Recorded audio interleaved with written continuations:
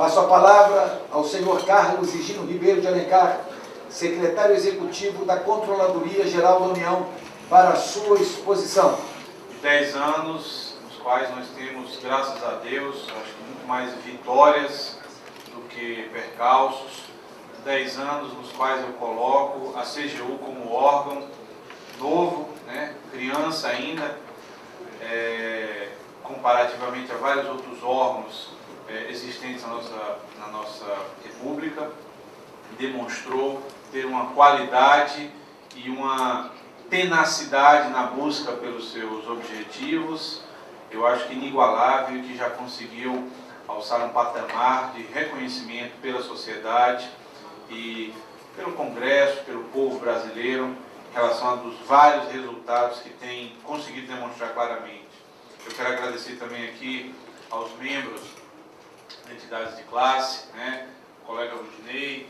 Temos um diálogo sempre muito aberto, tenho muita felicidade de termos grandes questões muito mais convergentes, né, do que divergentes no nosso trato com as entidades de representação. Também a Glória aqui, representando os auditores de controle externo, né, e saudar sobretudo a todos os colegas aqui de CGU, a todos os servidores que compõem essa casa, no qual muito orgulho de trabalhar, né. A CGU, como existe hoje, ela vem de um desenho consolidado a partir da conversão da medida provisória que levou à Lei 10.083, 28 de maio de 2003, na qual eu digo que nós criamos uma entidade, um órgão, né, mais precisamente, com características muito particulares de combate à corrupção. Essas características dizem muito respeito a diagnósticos que nós já tínhamos anteriormente, da necessidade de integração das diversas áreas, né?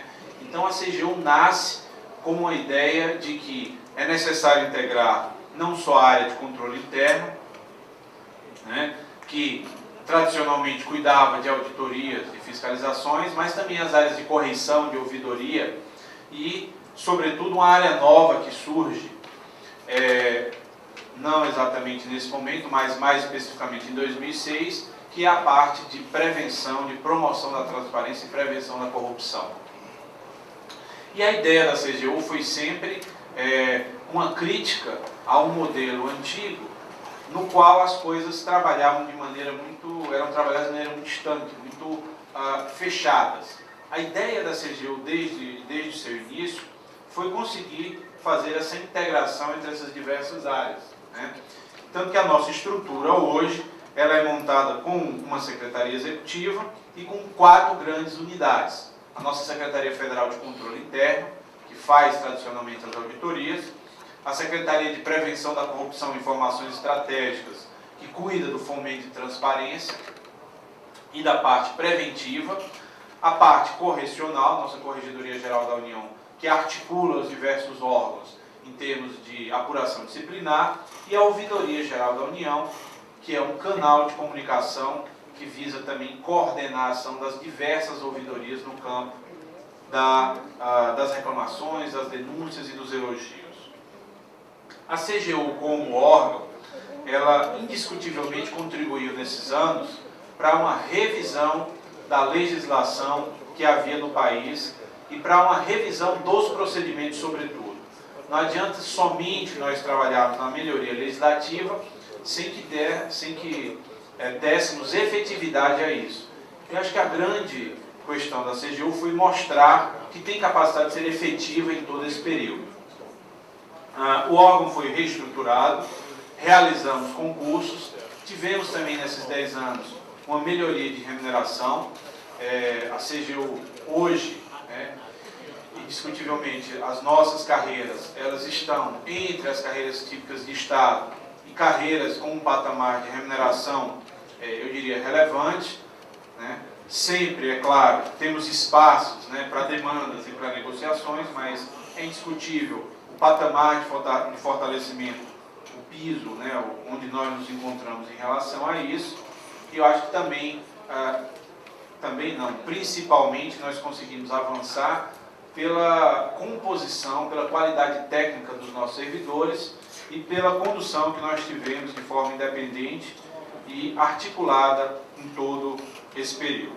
É importante destacar também que a CGU, ela não só buscou integrar todas essas áreas dentro dela mesma, como ela também buscou se articular com diversos outros órgãos externos, né? Ministério Público, Ministério da Justiça, Polícia Federal, AGU, TCU, Banco Central, Receita, órgãos de controle estaduais.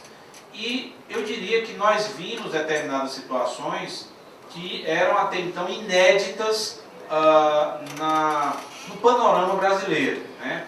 Eu diria que inquestionavelmente, por exemplo, as ações da Polícia Federal no combate à corrupção e do Ministério Público, elas tiveram uma potencialização e um aumento de sua efetividade indiscutivelmente nesses anos todos pela participação da CGU. A CGU é a grande especialista em termos de órgão no combate, na fiscalização de recursos públicos e no combate à corrupção. E essa ação integrada com esses demais órgãos, isso gerou uma série de ações, uma série de operações que levaram muitas vezes à prisão e condenação de diversas pessoas no âmbito brasileiro. Li até outro dia desse, deputado, um levantamento até do jornal Estado de São Paulo, de que nós passamos a ter um incremento significativo da condenação de pessoas por atos ligados à corrupção no Brasil nos últimos anos, e eu não tenho dúvida de que isso se deveu em grande parte à ação da CGU. A CGU, nesse ponto, atuou como órgão de Estado, como órgão que fiscalizou o próprio governo federal, né? Pessoas que eram do próprio governo, que ocupavam muitas vezes cargos importantes, relevantes, e em todos esses momentos soube agir de maneira técnica, né? De maneira firme, e puniu quando tinha competência para punir no âmbito administrativo, mas também colaborou sobremaneira para que a gente tivesse uma condenação, né, não só uma investigação criminal, mas um processo penal muito mais elaborado no combate à corrupção. Nós também não só atuamos nisso, mas cuidamos também de trazer a população a participar dos debates e das formulações das políticas públicas, né? Criamos o Conselho de Transparência Pública e Combate à Corrupção, trabalhamos em conexão com a sociedade civil, não só nesse momento, mas em vários outros, né? A própria Secretaria de Prevenção à Corrupção e Informações Estratégicas criou um canal, o qual eu vou me referir um pouco mais à frente, de colocar as informações à disposição da população de forma inédita no Brasil, né? Temos também vários cases de sucesso nesse campo e trabalhamos também muito em participação com a sociedade. Atuamos de forma preventiva, né? Publicamos e distribuímos manuais e cartilhas, trabalhamos com buscas conjuntas de solução e também atuamos de forma a que esse encaminhamento dos resultados, trabalho sobretudo na Secretaria Federal de Controle, ele servisse para que os problemas não ganhassem dimensões que não pudessem ser corrigidas depois, né? Por meio da criação do Sistema de Correição do Poder Executivo Federal, nós também, eu diria que demos um passo muito grande na área de formação de comissões e uniformização de entendimentos nessa área. Fomos grandes defensores de uma punição que é absolutamente relevante, porque ela afasta o servidor que pratica o ato corrupto da sua fonte primária de corrupção, ou seja, seu cargo público, e os números falam por si só. Nós temos, com algumas variações, uma tendência de crescimento desde 2003 contínuo nas demissões. Não porque tenhamos tido mais casos de corrupção, mas porque estamos tendo muito mais efetividade nas sanções, na expulsão daqueles servidores públicos que têm condutas inadequadas, né? Temos vários estudos que indicam que 90% das nossas demissões são mantidas pelo Poder Judiciário, o que indica a qualidade não só dos servidores da área de correição da própria CGU, mas também das diversas áreas que foram se multiplicando e foram absorvendo esse tipo de orientação que foi feito por parte da área da Corregedoria. E também partimos, deputado e todos os colegas, tabu, que era a punição dos corruptores. Passamos também a fazer a punição por meio da legislação que nos é disponível atualmente, deputado, que é a declaração de inidoneidade. Passamos a punir também os corruptores.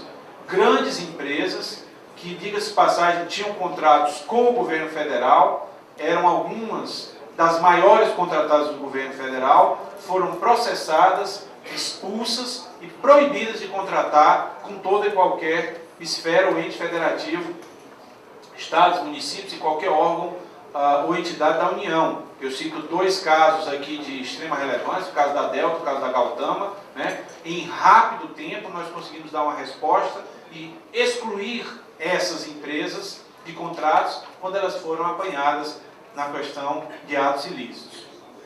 Também trabalhamos acompanhamento patrimonial dos servidores públicos, demitimos servidores que tiveram patrimônio incompatível com a sua renda e também montamos um cadastro de todas as empresas declaradas inidôneas e suspensas para que, seja pela União, seja por Estado ou por município, quando uma empresa dessa tiver sofrido uma sanção, os outros órgãos se abstenham de realizar contrato, de forma a realizar aquilo que se deseja, que é impedir que aquelas empresas corruptas venham atuar novamente.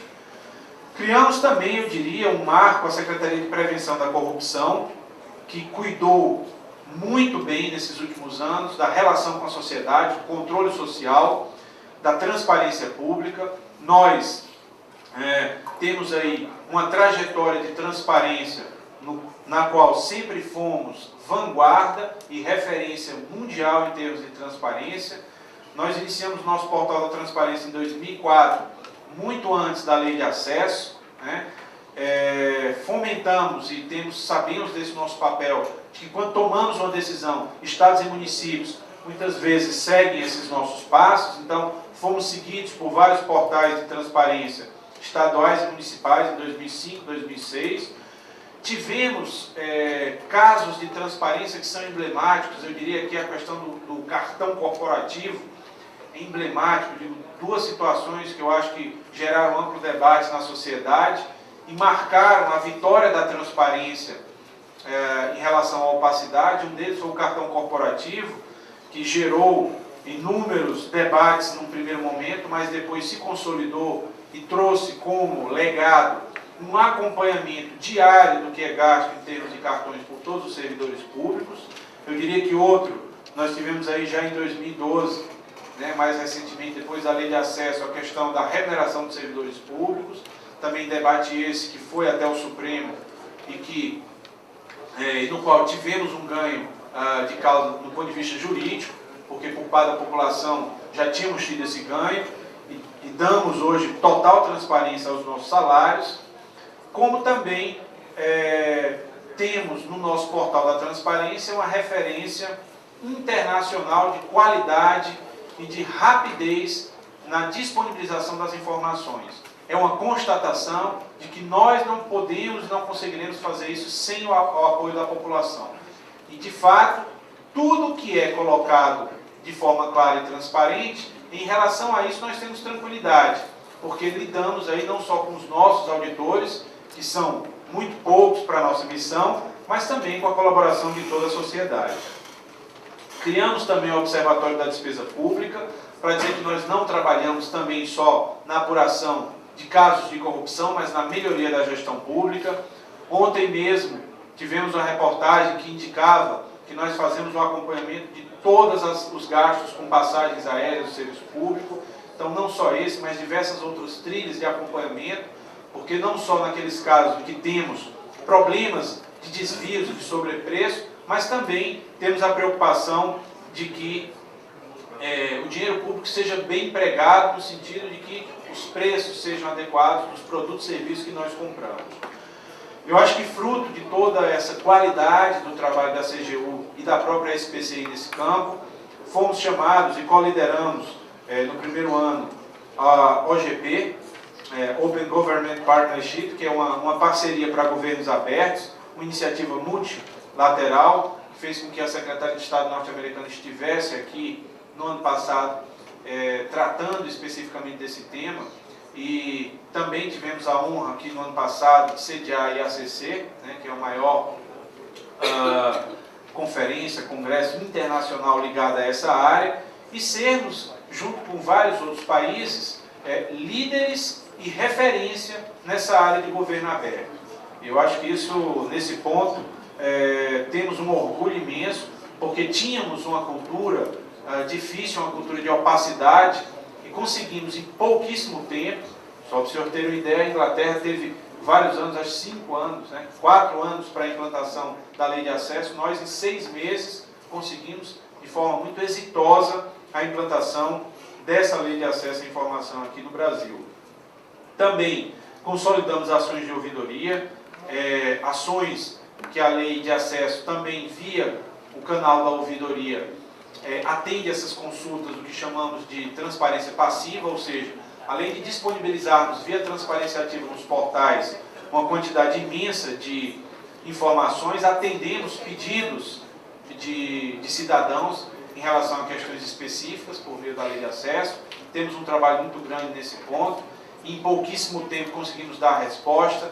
Vários casos que imaginávamos serem muito difíceis, foram casos que tivemos respostas, os quais tivemos respostas muito importantes. Dou um exemplo aqui: um cidadão entrou com um pedido, sabendo todos os destinatários de vendas de armas brasileiras nos últimos 10 anos, isso foi fornecido pelo Ministério da Defesa. Tivemos um caso específico sobre aquela questão da extradição dos boxeadores cubanos durante o Pan-Americano de 2007, isso reservado, preservado aí o sigilo pessoal, todas essas informações foram fornecidas. Tivemos também pedidos que imaginávamos até que pela sua dimensão os órgãos não teriam condição de atender, e foram atendidos. Eu destaco muito aqui um caso de um cidadão que pediu todos os deslocamentos do Itamaraty nos últimos 10 anos, daqui para a Argentina, e viagens aéreas e trocas de correspondências, e o MRE conseguiu atender de maneira plenamente adequada em relação a isso. Então temos também um marco de transparência e de uma sociedade aberta e voltada para transparência e voltada para a disponibilização desses dados ao cidadão. Já que estamos aqui no Parlamento, deputado, não poderia deixar de vir aqui, nesses 10 anos, dizer que temos algumas propostas aqui e que contamos muito com o Parlamento para a sua aprovação. São propostas que fortaleceriam bastante também o combate à corrupção. Temos um projeto de lei da criminalização do enriquecimento ilícito. Esse enriquecimento ilícito hoje já é previsto como a improbidade administrativa pela Lei 8429, mas era muito importante também que nós tivéssemos a sanção penal nesse caso. Também temos um projeto de lei agravando as penas dos crimes de peculato, concussão e corrupção, porque eu diria, deputado, das questões quando nós vemos aqui em relação à punição, eu diria que temos conseguido avançar bastante na questão das sanções administrativas, mas ainda na parte penal a gente ainda está amadurecendo nesse ponto, precisamos caminhar mais em relação a isso. Eu dou sempre um exemplo, quando me perguntam se acho que o país é mais ou menos corrupto, eu pego as nações mais desenvolvidas, Estados Unidos, Japão, Alemanha, em todas elas nós vemos graves casos de corrupção. Lá nos Estados Unidos, quando o presidente atual Obama assumiu, o mandato de senador dele, a indicação era do governador de Illinois. E o governador foi pego em escutas, vendendo o mandato do primeiro presidente negro americano. A diferença é que, com um ano, ele já tinha sido cassado, e aí eu faço também aqui, tenho que elogiar também aqui o parlamento, porque as sanções políticas têm sido muito mais efetivas nos casos de corrupção comprovados do que as sanções judiciais. Quando parlamentares, membros de parlamento têm sido pegos de corrupção comprovada, o parlamento os tem cassado com rapidez na maior parte dos casos. Mas a outra grande diferença é que, com mais um ano, o ex-governador lá de Illinois já está a caminho da prisão, se não já estiver preso neste momento. Eu acho que essa é a grande diferença, por isso nós precisamos avançar um pouco também na questão penal. E acho que também um dos projetos de lei mais importantes que estão sob trâmite atualmente é o projeto de lei da responsabilização de pessoas jurídicas. Ele foi aprovado pela Comissão Especial há mais ou menos um mês atrás, está seguindo para o Senado Federal, e é um projeto muito importante, visto que representa um compromisso brasileiro na seara internacional de responsabilização desse tipo de pessoa. Por fim, também, não só fazer esse pedido dos projetos em curso, mas dizer que nós tivemos aqui diversas contribuições do Parlamento nesses 10 anos, deputado, e duas aqui eu gostaria de destacar. O primeiro, indiscutivelmente, a Lei de Acesso à Informação. Eu digo que é uma lei que o Parlamento brasileiro aprovou e que vai influenciar gerações futuras e gerações. Não é uma lei só de curto prazo, mas é uma lei que muda completamente a relação entre sociedade e Estado.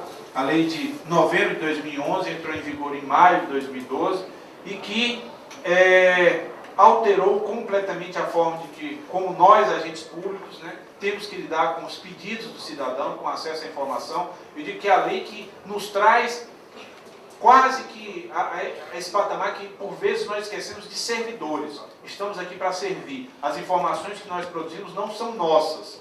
As informações que nós produzimos, tudo que nós produzimos, pertence à população. Elas devem ser resguardadas somente como exceção e naquilo que seja necessário para a defesa do Estado brasileiro. Então, essa é uma contribuição que foi dada por essa legislatura, fantástica, e que vai, eu digo, influenciar positivamente aí gerações para frente. E mais recentemente, tivemos agora sancionado, sexta-feira passada, salvo o melhor juízo, a Lei de Conflito de Interesses. Também uma lei indispensável para que avancemos na separação do público e do privado, para que possamos deixar bem claro que agentes públicos têm que estar imbuídos desse espírito público, tem que estar cientes de seu papel como servidores e que a gente passe a tratar isso, de fato, essa mistura, quando ocorrer, de interesses públicos e privados, como algo realmente muito grave, como a lei o fez. Essas situações de conflito entre interesses públicos e privados passam a ser caracterizadas como improbidade administrativa, gerando não só demissão, mas também a possibilidade de sanção por ações do Ministério Público, ações civis de improbidade administrativa. Eu não quero me alongar aqui muito. Se fosse para falar desses 10 anos de CGU, acho que uma semana aqui seria pouco, mas é claro que a gente tem que ter essa consciência da restrição de tempo que nós temos aqui, de espaço, porque é um espaço realmente muito nobre esse, mas dizer, indiscutivelmente, eu acho que nesses 10 anos de CGU, os parabéns principais vão para os servidores da casa.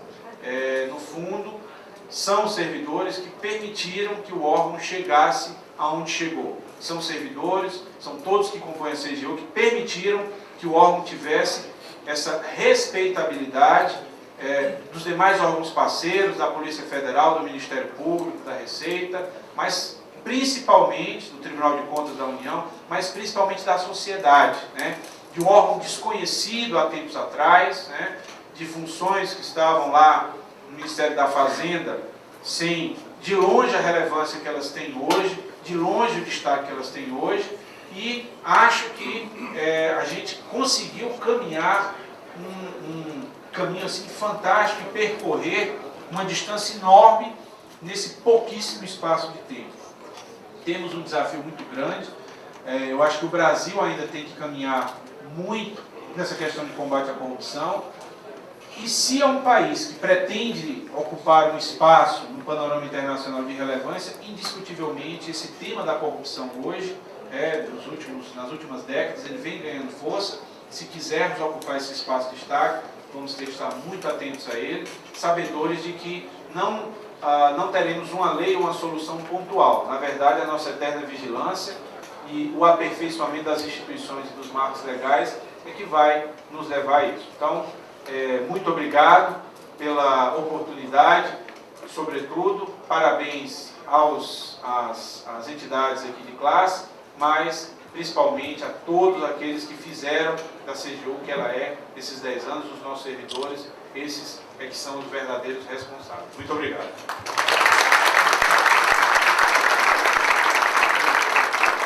Agradeço ao senhor Carlos Higino pela sua exposição.